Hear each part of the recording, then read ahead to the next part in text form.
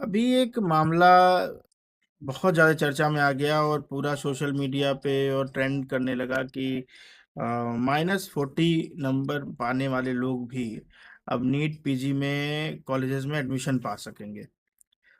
मुद्दा था NEET PG के काउंसलिंग थी, उसमें 18,000 सीटें काउंसलिंग के बाद भी बची रह गईं और वो सीटें भरने के लिए फिर सरकार ने और जो जिम्मेदार थे उन्होंने इसको कट ऑफ डाउन करने की बात की। मतलब जहाँ पे जनरल के लिए 200 से ऊपर नंबर पाने चाहिए थे वहाँ पे 103 नंबर में, और फिर एससी एसटी ओबीसी में जहाँ पे नंबर पाने चाहिए थे वहाँ पे -40 नंबर में ही एडमिशन्स के प्रोसेस चालू हो गए, काउंसलिंग में सिलेक्शन शुरू हो गया।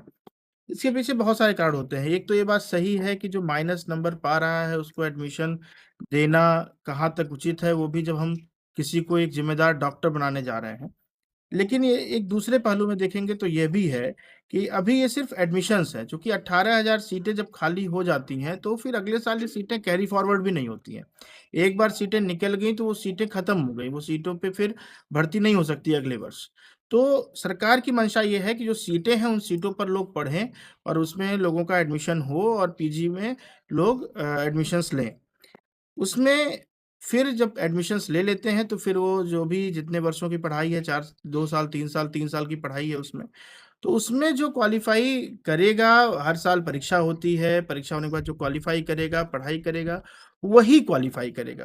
तो दोनों पहलू हैं, एक तो सीटें भी बचानी है, सीटों पे सबका एडमिशन भी हो जाए, और एक दूसरा भी पहलू है कि -40 वाले लोग भी एडमिशन्स पा रहे हैं।